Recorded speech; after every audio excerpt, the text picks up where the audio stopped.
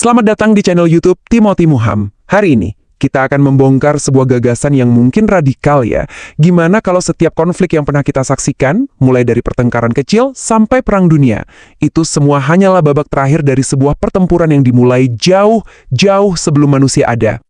Pernah nggak sih waktu Anda nonton berita soal perang, atau lihat perselisihan politik, atau bahkan ngerasain konflik dalam hidup Anda sendiri, terus Anda mikir, kayaknya ada sesuatu yang lebih besar deh di balik ini semua?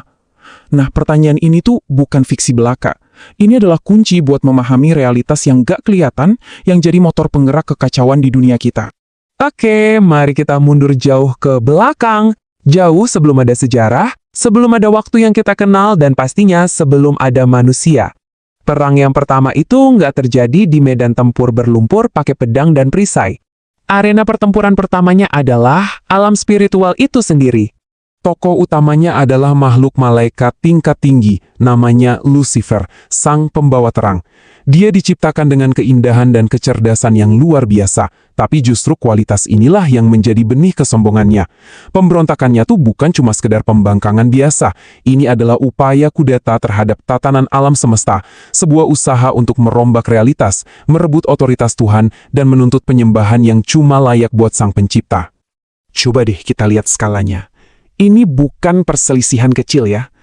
Ini adalah upaya penggulingan kedaulatan ilahi yang melibatkan sepertiga dari seluruh malaikat. Ini adalah perpecahan kosmik, dan konsekuensinya bersifat kekal.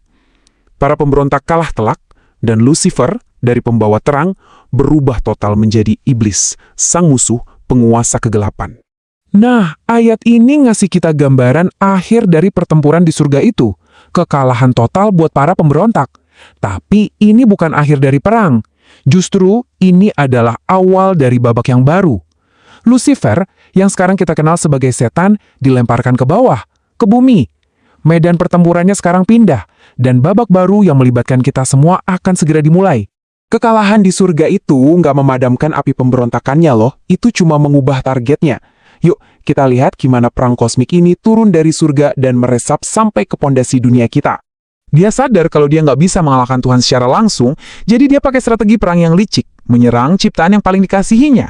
Di Taman Eden, dia nggak pakai kekuatan fisik, senjatanya jauh lebih tajam, manipulasi intelektual. Dia menanamkan keraguan terhadap firman dan karakter Tuhan, yang akhirnya menyebabkan kejatuhan manusia dan membuka gerbang bagi konflik spiritual untuk mulai muncul secara fisik di dunia kita. Jadi, ini dia poin yang mengubah segalanya.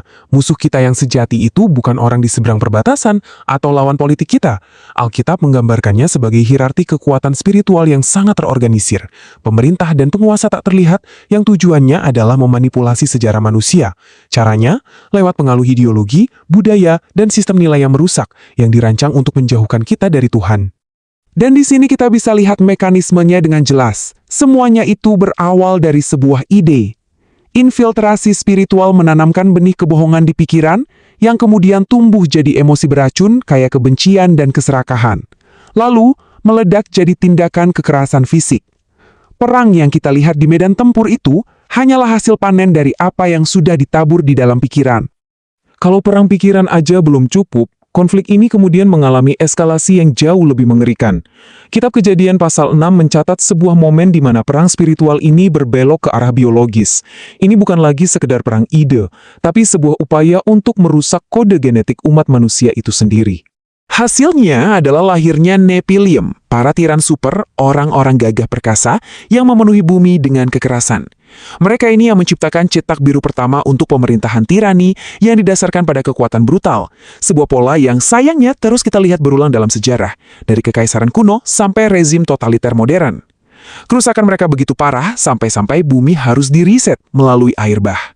Dihadapkan dengan perang spiritual yang terus meningkat ini, respons ilahi datang dengan cara yang sama sekali tidak terduga dan penuh paradoks. Bukan dengan mengerahkan kekuatan yang lebih besar, tapi justru dengan kerendahan hati yang absolut. Kristus mewujudkan paradoks ini. Di satu sisi, dia adalah singa Yehuda yang menaklukkan. Tapi di sisi lain, dia adalah anak domba Allah yang dikorbankan. Dia adalah pemimpin perang kosmik, tapi dia tidak berperang dengan cara dunia. Dia menaklukkan justru melalui kasih dan pengorbanan. Nah, disinilah letak kejeniusan strategi ilahi. Pertempuran terpenting dalam sejarah kosmik dimenangkan bukan dengan kekuatan, melainkan melalui penyerahan diri. Kristus dengan sengaja membiarkan senjata terkuat musuh, yaitu maut, digunakan pada dirinya. Dengan bangkit dari kematian, dia bukan cuma mengalahkan maut, tapi juga menghancurkan dasar kuasa musuh itu sendiri. Ini adalah manuver spiritual yang membalikkan keadaan secara total. Kemenangan di kayu salib memang sudah memastikan hasil akhir perang, tapi pertempuran itu sendiri masih terus berkecamuk. Mari kita lihat gimana konflik spiritual kuno ini terus berlangsung hari ini di arena-arena yang sama sekali baru. Medan perangnya telah bergeser, bukan lagi pedang dan tombak, tapi sekarang adanya di parlemen, di layar ponsel kita, di ruang kelas, dan laboratorium.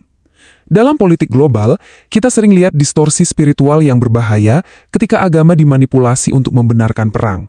Konsep kayak perang suci atau perang yang adil bisa dibajak untuk melegitimasi agresi. Setiap ideologi, baik politik maupun sekuler, yang meninggikan manusia sebagai penentu kebenaran tertinggi, itu adalah gema modern dari bisikan pertama di surga. Aku akan menyamai yang maha tinggi. Ambil contoh transhumanisme.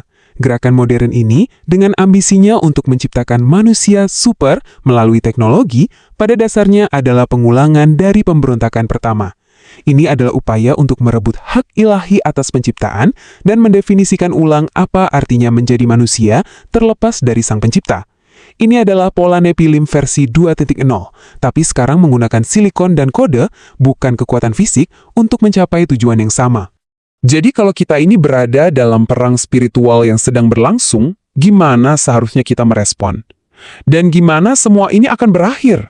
Strategi kita sebagai orang percaya itu bukanlah untuk merebut kekuasaan duniawi, tapi untuk menjadi cerminan dari sebuah kerajaan yang berbeda.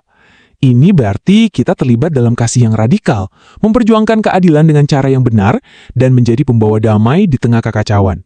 Kita dipanggil untuk sadar betul bahwa musuh sejati kita bukanlah tetangga kita, atasan kita, atau lawan politik kita, melainkan kekuatan spiritual di baliknya. Bumi ini telah menjadi sebuah teater kosmik. Sebuah teatron, panggung di mana keadilan dan kasih Tuhan sedang dipertontonkan di hadapan seluruh alam semesta. Dan disinilah letak pertaruhan terbesarnya. Setiap pilihan yang Anda buat, setiap tindakan iman atau pemberontakan sekecil apapun itu, menjadi bagian dari drama kosmik raksasa ini, yang disaksikan oleh dunia-dunia lain yang tidak pernah jatuh, disaksikan oleh seluruh surga. Jadi, lihatlah busur ceritanya.